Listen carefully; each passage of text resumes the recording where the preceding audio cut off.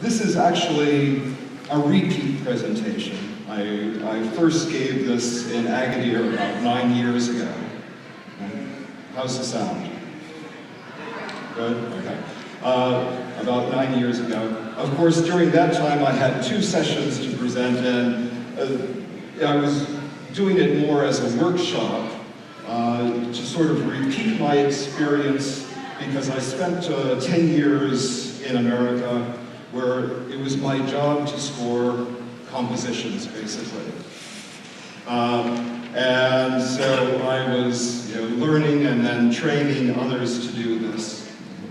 And so I tried to do it as a workshop where I would give you papers and then we would score them together and discuss. And in reality, when we would go through a session of scoring, we would spend an entire morning, training new scorers, how to score. We would give them an introduction, pretty much as I'm going to give you today, and then we would give them some, what we call like anchor papers, to give some examples of different score points, and then we would go through training packet after training packet, scoring papers, discussing papers, why is it this score, why isn't it that score, and that's basically what we did. But after the training, the scorers, many of them retired teachers, some of them newly graduated from university or something, and they would have sort of an internalized idea of just being able to look at a paper and quickly tell, okay, what type of score should it get? And I think this is sort of important for, well, as teachers, as scorers, in your own sense. I think teachers often have sort of a phobia about scoring writing, and for good reason, because before I was trained how to do this, I had lots of problems with scoring.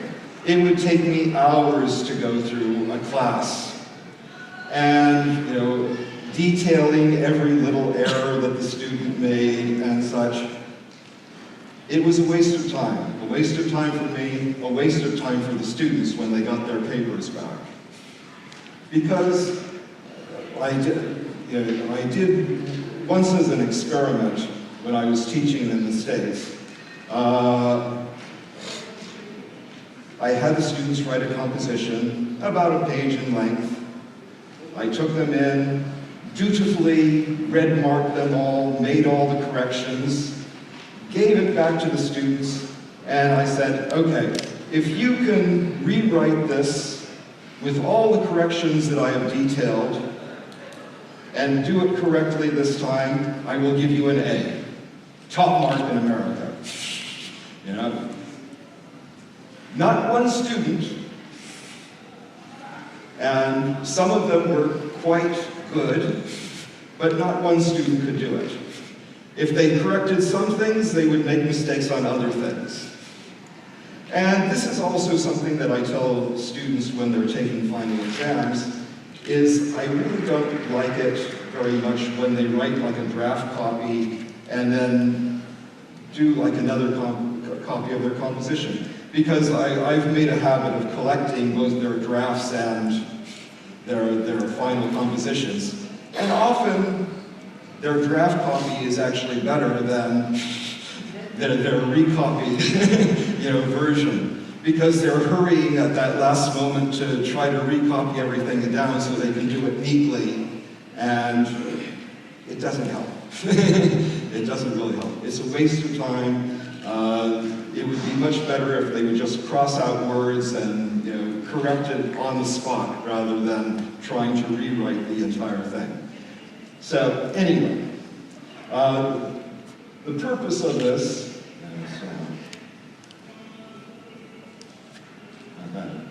so we're going to suggest some standards for scoring. The reason for these standards is so that we can score more consistently. You'll be able to score from one class to another, from one term to another, from one year to another, and give these papers basically the same score. If you don't have these particular factors internalized, your scoring can go all over the place. You can have a very good class, one term, and maybe you'll give it, sort of high marks. But then if you have like a sort of mediocre class, an average class, by comparison, you may think, oh, this is so much poorer, and you may score them worse than they should actually get. So we're going to have some standards, and then to score more quickly. I sort of subtitled this presentation as the 1 minute mark.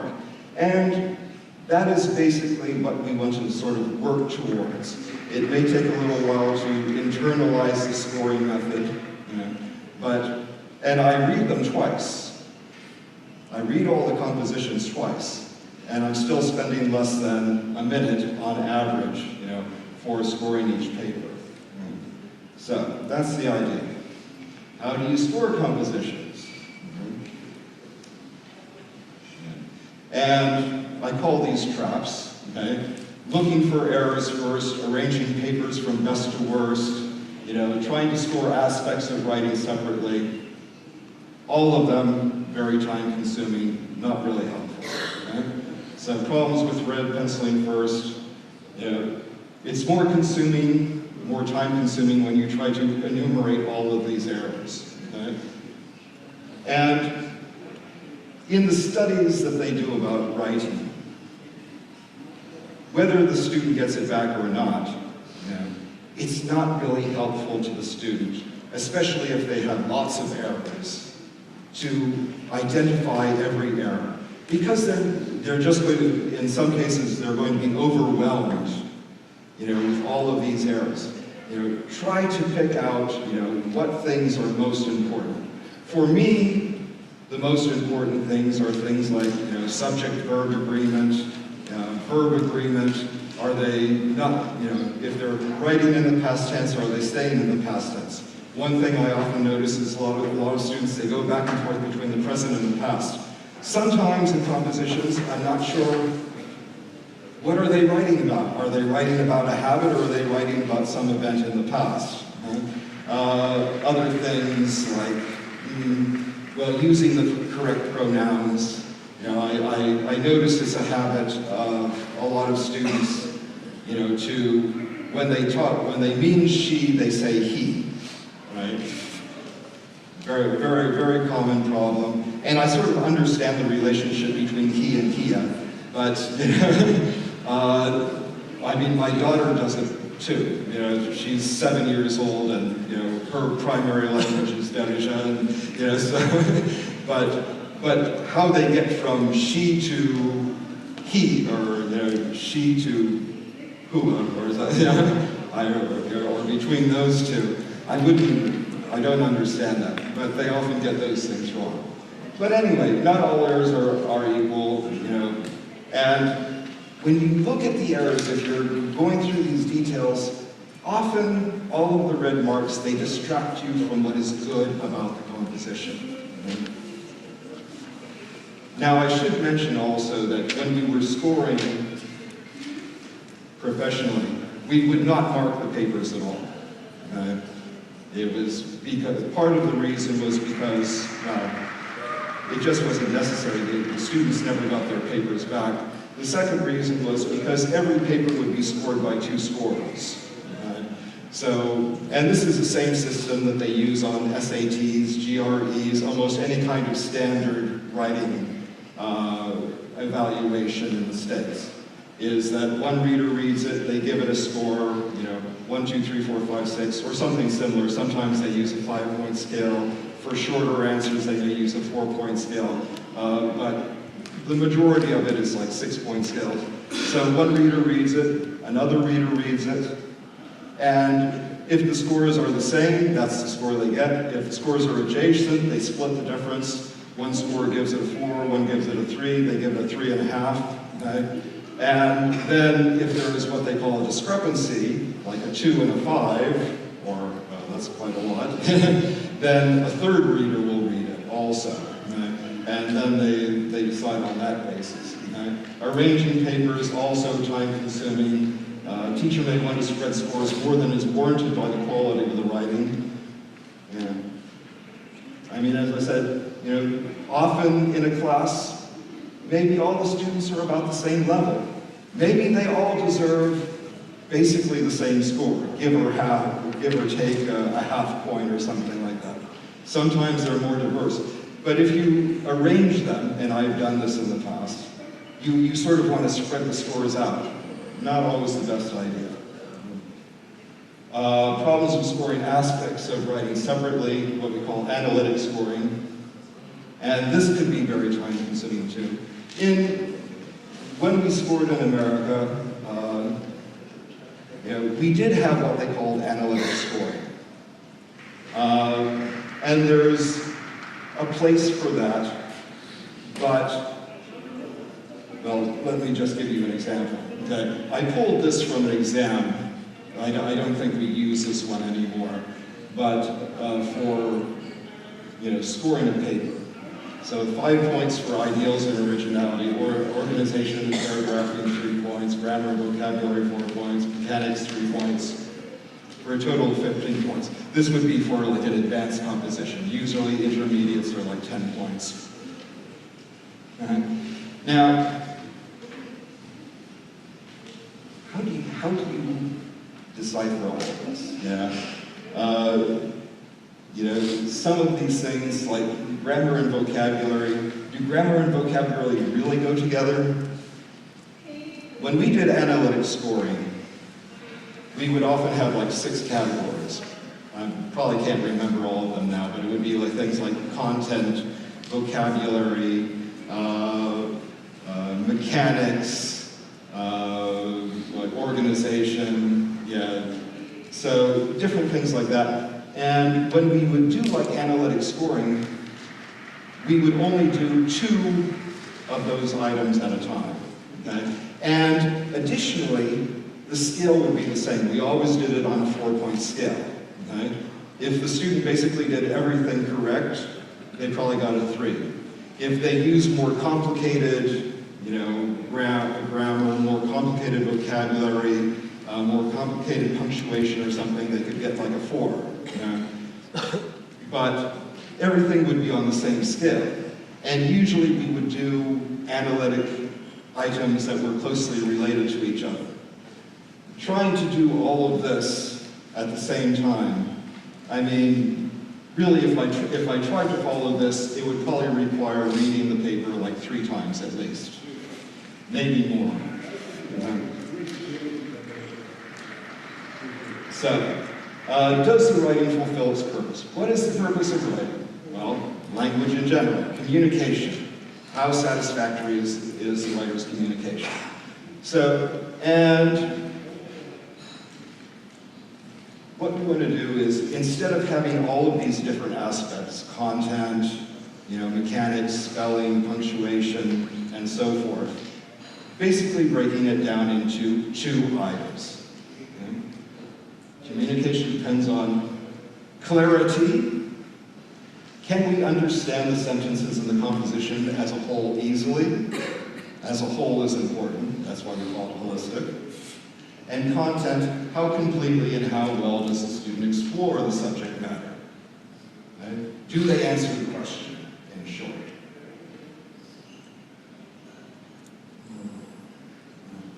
So, the spelling, of course, yes, we have spelling, word choice, using, punctuation, sentence structure, organization, focus. These last 2 sort of overlap with content. For example, if you have like a narrative using like the time structure,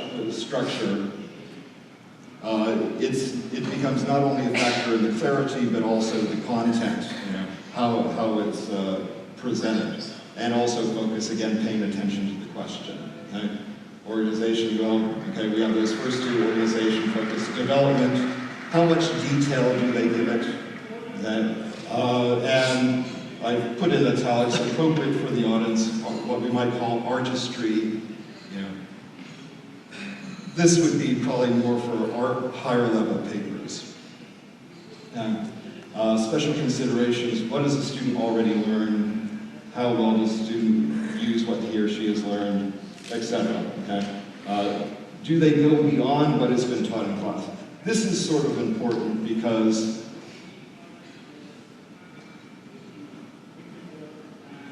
sometimes a student hasn't been taught something yet, but they're trying to use something. And often if they make a good effort at doing something, I sort of, mentally give them a little extra credit for that, for trying to do something, even if they don't know how to do it properly. Right? And this is a good one. How easily could a regular non-teacher, native speaker understand the writing? We often had to do that, professionally also, because we got to the point where, because most of us had been teachers at one point or another, because we've read so many compositions, we could interpret almost anything, after a time. And sometimes we had to step back a little bit and said, well, but could you grab somebody off the street and they would understand this? You have to ask yourself that question. And probably an addition to this is, if you didn't have the question or the prompt in front of you, could you understand what the question is, that the student is writing about? How much time did the student have to write? Also important. They'll hear, I don't want to pay too much attention to this. In the brown, we have sort of a regular bell curve. This would be something if you talk about all of the students who have studied English for 1 year, you would get something like this. But for our students, in order to take one class, they have to have passed the previous class. Right? So we will probably be shifting that bell curve, over a little bit. So most of them will be passing. As I said, when we learn to do this, we use a 6-point scale. Right? And this is still how I score them, the first time I read them anyway. Right? This is on the back of your papers. Right? Now, it's better than trying to immediately give a 10-point score to it, because there's just too much variation. The scale is just a little bit too fine under 10 points. So what I actually do is, as I said, I read the compositions twice, especially with the final exam, where they have listening, reading, grammar and such. Usually the last section is writing. That's the first thing I look at. Okay? I go to the writing section, quickly go through them, give a 6-point score on it. Is it a 4? Is it a 5? Is it a 3? Okay? And sometimes I may use a little plus or minus as a notation. I just pencil that in. Okay? Then I put those papers aside, go back, score the other parts of the exam, sort of forget about it. Okay? Then I come back again, second time. Maybe I reshuffle the papers so to sort of reduce the influence of one paper after another, so I don't have that same influence. And then I'll do some red penciling, okay, to find the mistakes. And then I'll look at my original score, okay? Then I look at what types of mistakes, how many mistakes the student has done, and then for a 10-point paper, so maybe I gave it a 4 initially, I look over, I say 6 and 2/3. If, for example, maybe I wrote a minus, I might go down to 6.5. If I wrote a plus, definitely I'd go up to a 7. Maybe more, maybe 7.5, depending on exactly what types of mistakes and so on. So that's how I use that table, which is on the back of your handout. Distribution. So as sort of a sample, looking at some of these score points, I made these up. Okay, what would you like to do for a career? Right? So. you all read that? Yes. Can you understand that?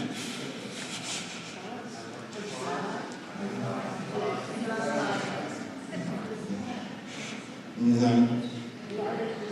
Now,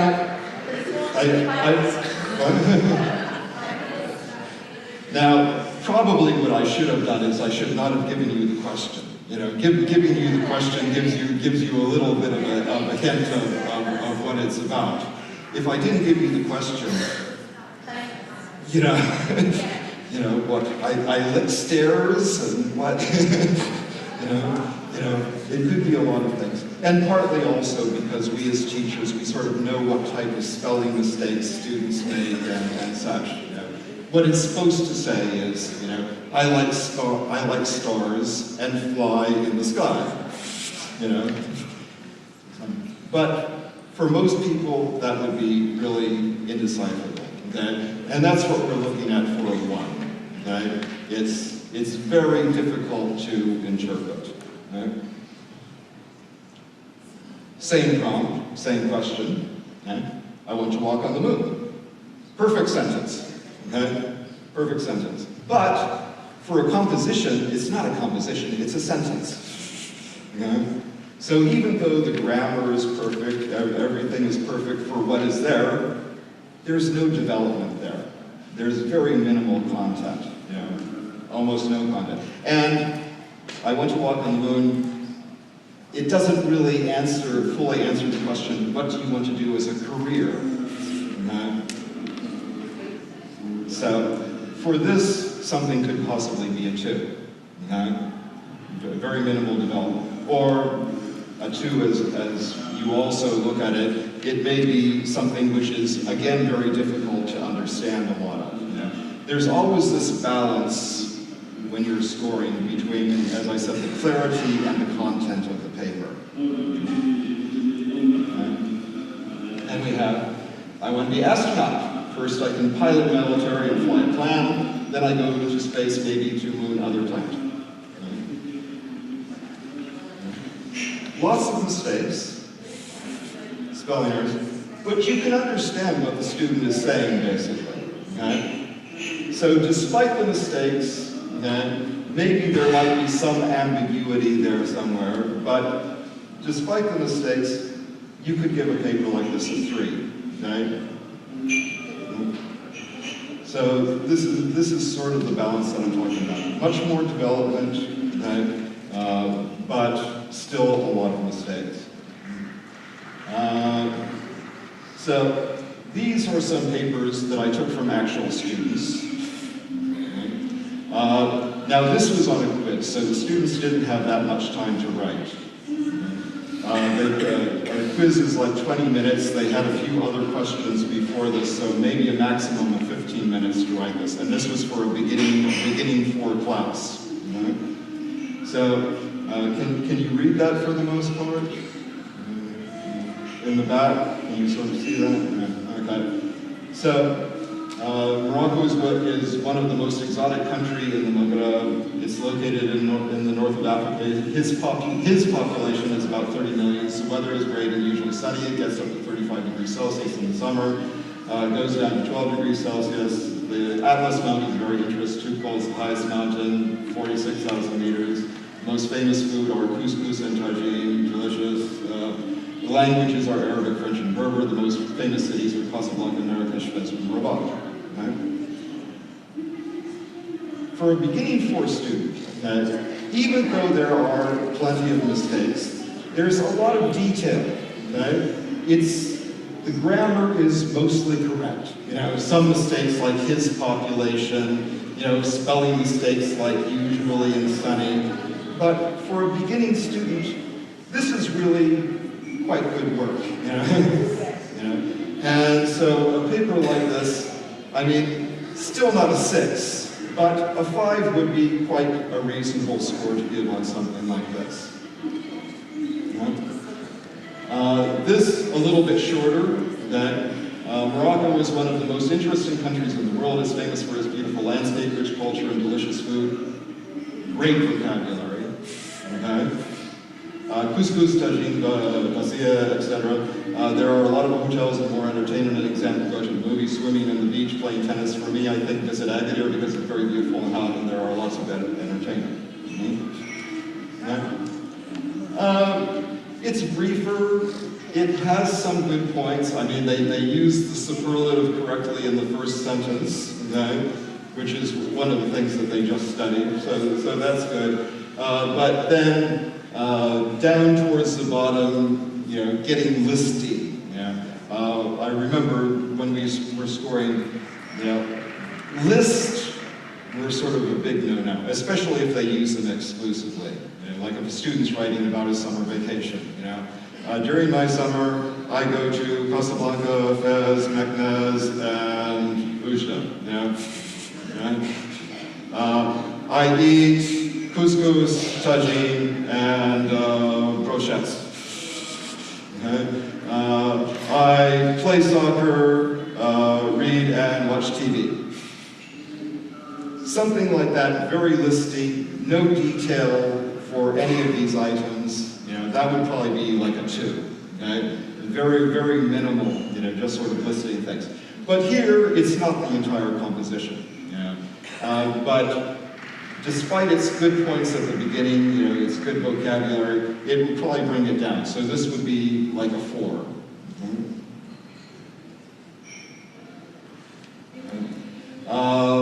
Morocco is one of the beautiful countries on the world. It's an Arabic country. The principal languages is Arabic, and the second one is French and English, or Spanish in some places. The weather in Morocco is good. Food too, because Moroccan cuisine is famous by its delicious food. It has famous cities like Agadir, Casablanca, the capital, and Sahara. So if there's someone who wants to visit a great place, I advise him to try Morocco.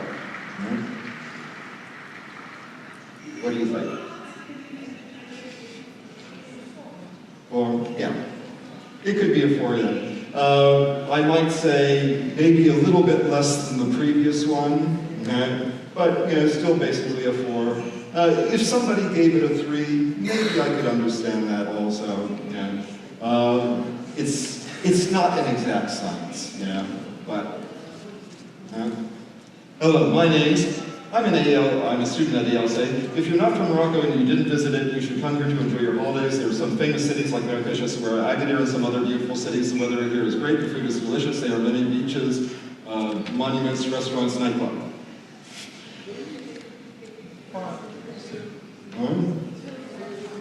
What? 2.5, yeah. I think it's more listy, you know, more exclusively listy, okay? The my names, that's sort of superfluous, okay?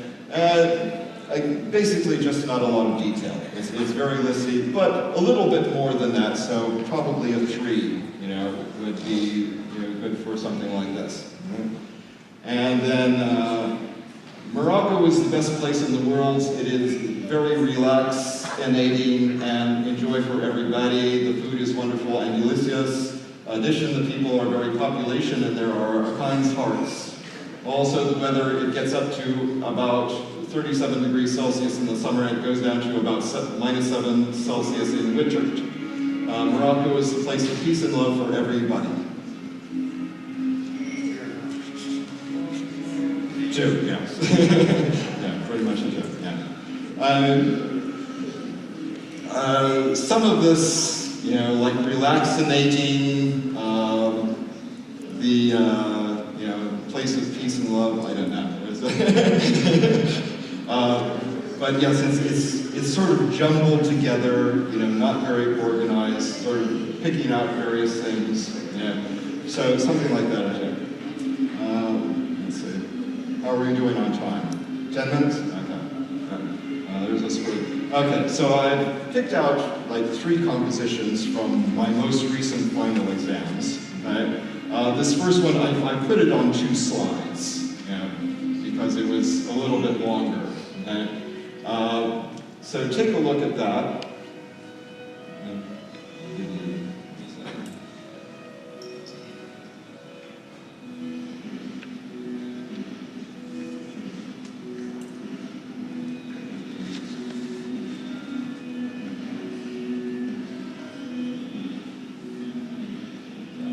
15 seconds.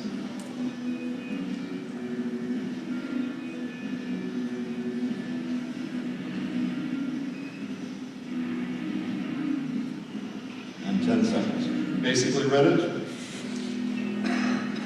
Too difficult from the distance.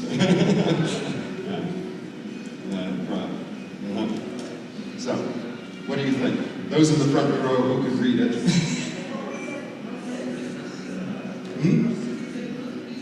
It is a good piece of writing, yes. 5, yeah. In fact, when I scored this, I gave it a 5. 6s are very rare, you know. When I was scoring professionally, I mean, I don't know how many thousands of papers I read, but I could probably count the number of 6s I gave on my fingers, you know, during that time. 6s are quite rare, yes. I'm sorry, yes, I should have mentioned. This is intermediate 5. Yeah, so it's up a level from the beginning classes. I'm sorry, yeah. These papers are all from intermediate 5. Yes. Yeah, I'm sorry. So another paper, also about cats.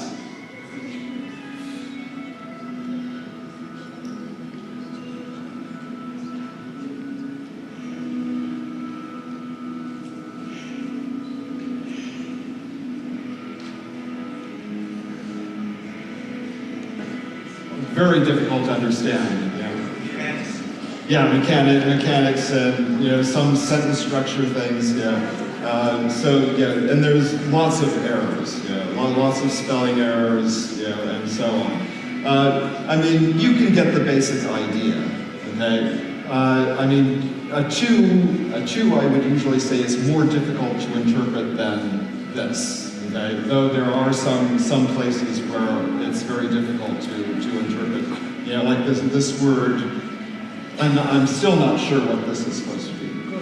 Careful, cheerful, maybe, yeah. Careful, I'm not sure. And also a sentence down at the end.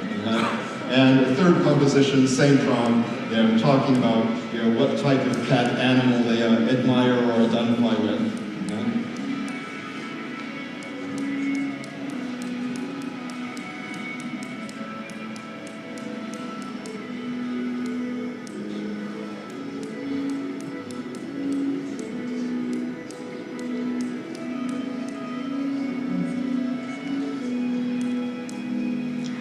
What do you think?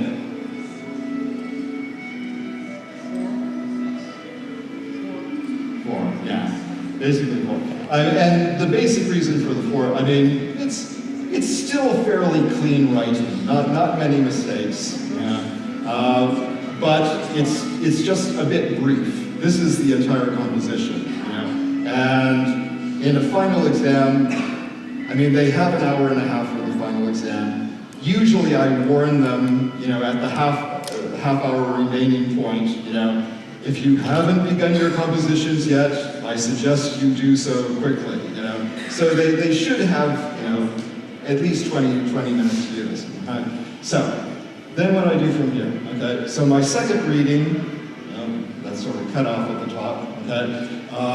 On my second reading, then I go through and red mark, okay? This is for the first composition. This is all of it. Okay, all of the red marks I made, okay? And I try to keep it simple for the red marks. For the final exams, the students don't see their papers again. If I was giving it back to the students, I might put a little more detail into it, okay? But just do like an insert. The squiggly line I use is for like the wrong word or wrong tense of a verb. Insert. You know, I can identify myself in cats, you know, so wrong preposition. Oh, I should mention about prepositions.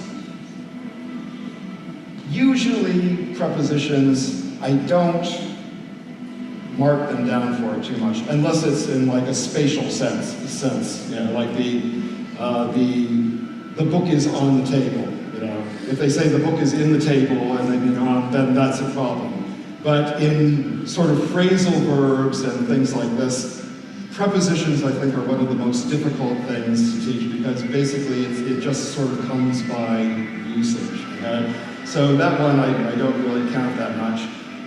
Cats aren't really in groups. Yeah, I don't understand the use of really there. Maybe she means usually or something like that. And then you can let them some food, you know, from this. Again, a common sort of mistake. It's the same sort of thing my daughter would do, you know. Using let instead of leave instead of let, you know. So that's sort of a common thing. So, but that's basically it. That's all mistakes. That could be done very quickly. Okay? Second paper that we scored down, you see lots of mistakes, and I haven't even marked all of them. You know, as I said, if there's lots of mistakes, don't mark all of them. You know, the student, if the student gets it back, they'll be overwhelmed. You know, just try to pick the most important things. You know, and if I was giving this back to the student, I wouldn't mark this much. Yeah, I would probably concentrate on these things where, you know, I'm not sure what that is. You know, the negative thing that makes people not to take care of cats, makes people love not to take care of cats. It's just sort of a very awkward sort of construction. And also maybe like the use of like Harry instead of Harry. Yeah. So things like that I would point out if I was giving this back to the student. You know, just correct those things. You know, don't worry about because, you know, like the there thing, I mean, that's a mistake that even a native speaker makes very frequently. You know, confusing between they're the place, they're the possessive, there they are, you know. So don't pay too much attention to that. And then this last one, again, it was very brief. Use of the wrong word set. The wrong verb tense here, are thinking. You know, we don't usually use thinking, are thinking in the progressive or in the continuous tense. This first one I don't count too much. It's something, I don't know. I don't think I've taught all levels of English. I don't think I've ever seen us actually teach that, using the superlative or the comparative as an adverb, you know. Yeah, and so students always make this error, you know. Instead, you know, they should say, fish are the animals I identify with most, or I most identify with, you know, something like that.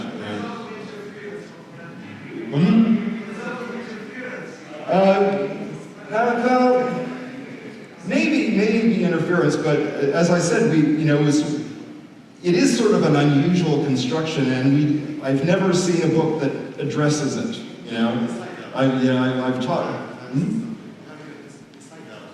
Inside, are you sure? Yeah, maybe they go over it very quickly. Yeah, because even in advanced papers, I notice they always make that mistake. So, you know, so again, you know. The basic problem with this, it's about the same number of mistakes as that first paper, but you know, it's just much briefer, less developed. Okay? And for that reason, we're marking it down to the 4. So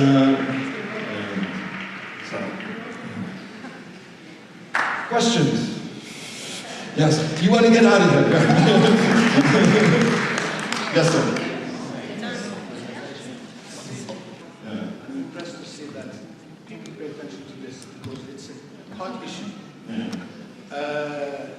Most of the teachers tend to penalize their students for the things they should not. For example, after all, when you are giving them composition, are we testing their grammar? No. Are we? And it happens, I teach natives, so they come up with a lot of mistakes. Oh, yeah. Because what we call this, the text English. They write the way they speak. Yes, My exactly. question is, when it comes to when checking a composition, do you pay attention to the third person singular? Should we? I don't. Yeah. What's your point on this? Because when I'm correcting and checking my writing, let's say descriptive thing or analysis, but I'm not trying to check his or her third person singular as important speech. And that's the issue. My worry is that some teachers,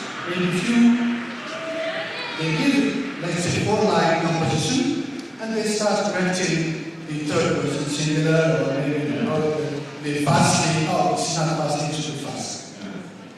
And you should be writing clear. For example, I like the passage, piece of writing on the one who started with the I am a cat person. I love it. I think you did right. So that's my simple question. Should we penalize students on like manner, like grammar? Because we're not teaching on the language, we're teaching language. Otherwise, it turns into a something as I mentioned, one mistake that I often see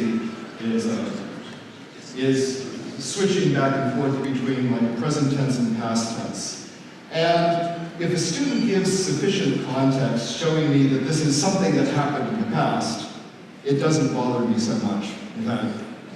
But sometimes I've read things and I really don't know whether the student is talking about the present, or the past. And if it confuses me, then it becomes a problem. See, Ismail, I think you're making it easier for the teacher. Oh yeah. But not for the students. Yeah. Students have a phobia about writing, and teachers have a phobia about scoring writing. Just one question.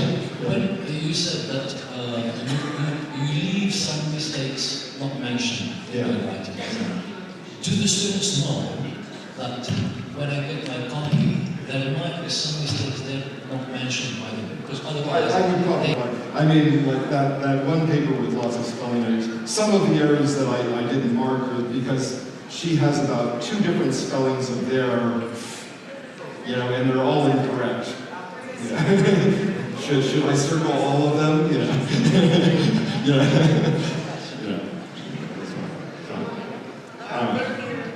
Okay, thank you.